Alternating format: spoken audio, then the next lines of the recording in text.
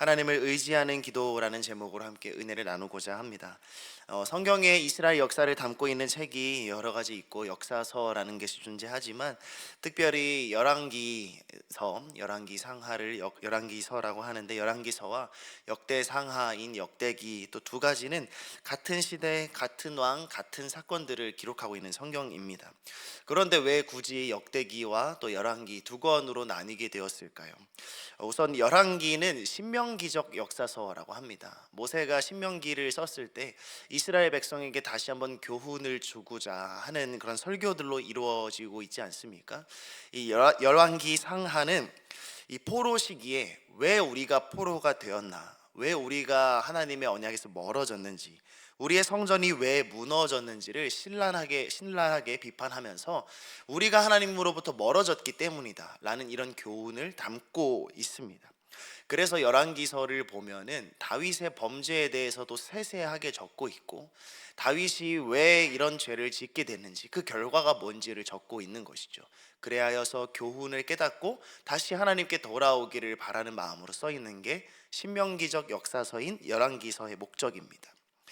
반면에 역대상하는 역대기적 역사서, 연대기적 역사서라고 하는데, 포로 이후에 다시 성전에 돌아와서 성전을 재건하고 살아야 하는 이 이스라엘 백성들을 위해 쓰여진 역사서입니다.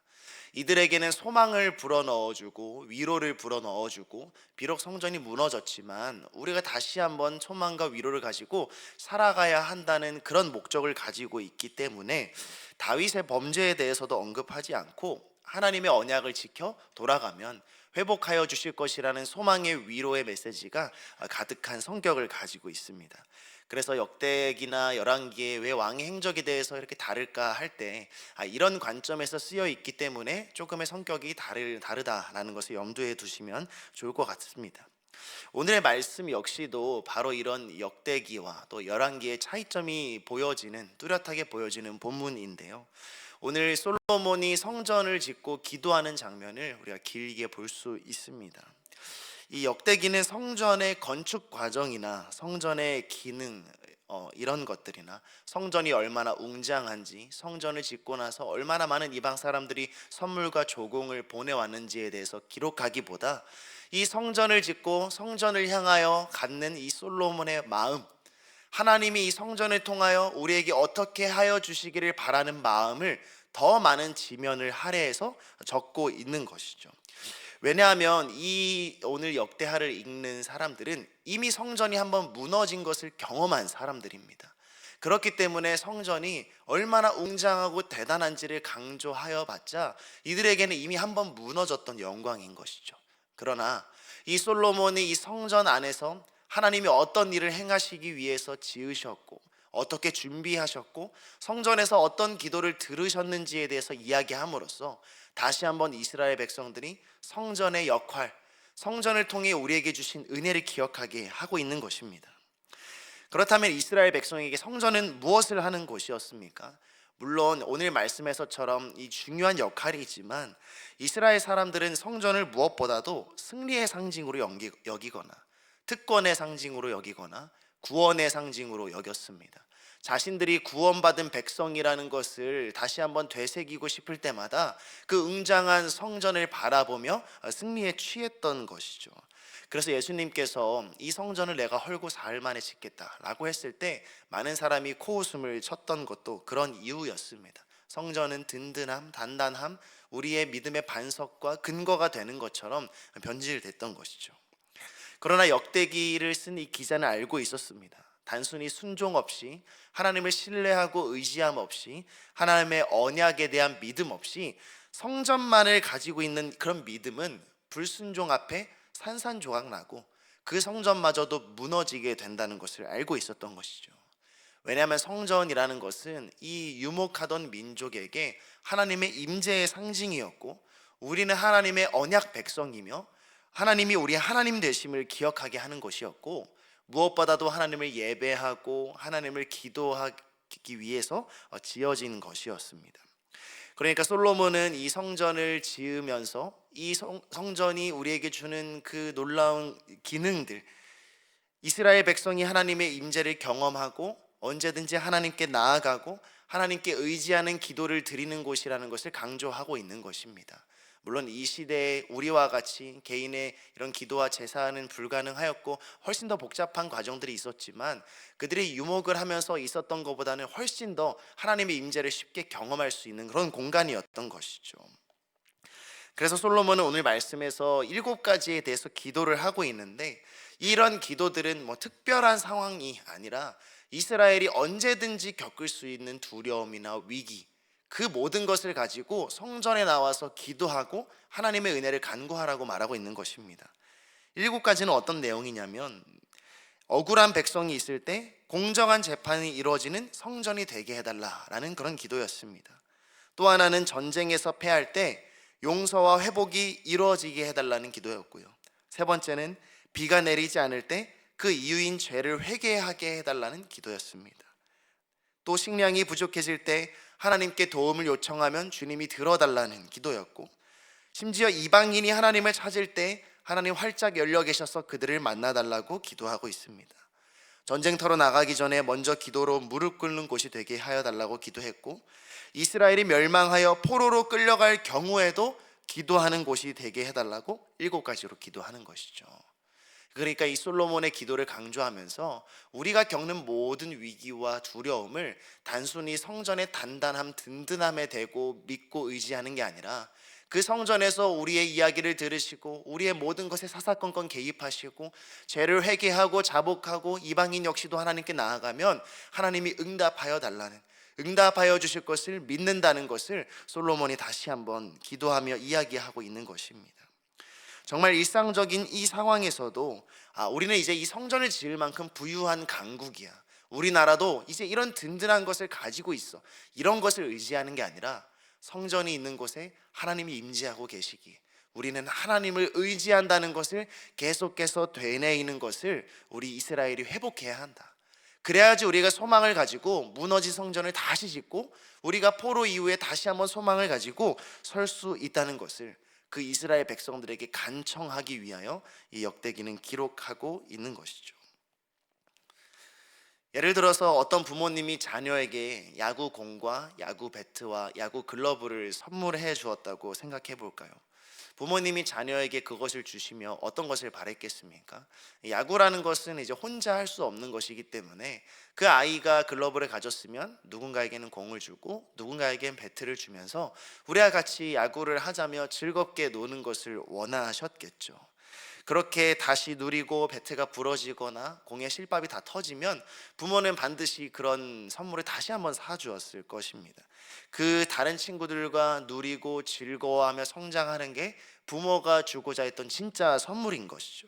근데 만약 이 자녀가 이 방망이가 흙에 묻는 게 싫어서, 내 공을 다른 사람에게 주는 게 싫어서, 내 글러브를 다른 사람이 이상하게 사용하는 게 싫어서 그저 벽장 위에다가 올려놓고 매일 그것을 보며 나는 진짜 멋진 글러브와 배트와 공을 가지고 있다 라고만 생각하고 있다면 이 부모의 마음은 얼마나 답답하겠습니까? 그 자녀가 나가서 놀고 누리고 사용하고 때로는 해지고 넘어지고 다치더라도 야구를 하며 신체 능력과 사회성과 이런 것들을 발전시키기 원해서 선물해 줬는데 그냥 그 선물 자체를 귀한 것으로만 여기고 집 한 구석에 올려보고 있다면 정말 답답한 일인 것이죠. 역대기가 주는 교훈도 이와 같습니다. 우리가 교회를 다니고요, 성경을 쥐고 있고요, 때로는 열심히 기도하기도 하지만 하나님을 진정으로 의지하며 하나님과 교제하는 삶이 아니라 그저 나는 교회를 다니니까, 어렸을 때부터 교회를 다녔으니까, 내게 오랜 생활 신앙한 경험이 있으니까, 나에게는 하나님이 있으니까, 나는 선택받았으니까, 나는 직분이 있으니까, 단순히 이런 껍데기들만 가지고 우리가 그것을 의지하고 있다면 이스라엘 백성들이 처했던 위기와 같은 그런 불순종의 결과들이 우리에게도 찾아올 수 있다는 것이죠. 우리가 기도를 하며 오늘 성경을 보면서 진짜로 의지해야 하는 것은 하나님입니다. 우리가 그동안 이루어왔던 의로움, 우리가 어떻게 만들어왔던 거룩함, 나에게 가지고 있는 착한 행실, 남들에게 보여지는 선함, 이런 것들을 의지했던 모든 것을 내려놓고 모든 실패와 어려움 가운데서도 나와 함께 하시는 그 하나님을 의지하는 삶, 솔로몬의 기도처럼 특별한 상황에서만 하나님을 의지하는 것이 아니라 삶의 모든 순간순간마다 하나님을 의지하는 순간을 경험하는 것이야말로 하나님이 우리에게 주고자 했던 가장 큰 선물이고 우리가 누리기 원하는 현실이라는 것을 우리는 역대하를 통해서 알 수 있습니다. 그럼에도 우리는 때로 기도하기 주저하는 것이죠. 이런 기도 제목을 가지고 기도해도 되는 것일까? 내가 너무 욕심을 가지고 기도하는 것은 아닐까? 하나님을 너무 귀찮게 하는 것은 아닐까? 그렇지 않습니다. 우리가 예수님의 이름으로 기도할 때마다 하나님은 들으시고, 우리가 잘못되고 부족한 기도를 가지고 나아갈 때마다 하나님은 우리를 자녀로서 돌봐주시고 우리를 사랑해 주신다는 사실입니다. 하나님의 선물은 성전이라는 그 껍데기와 웅장함이 아니라 자기 자신을 내어주시며 늘 연약한 우리의 아버지가 되어주시는 것임을 기억하시면서 의지하시는 오늘 하루가 되기를 간절히 소망합니다. 그렇다면 마지막으로, 이 성전은 지금에 와서 교회를 의미할까요? 아닙니다.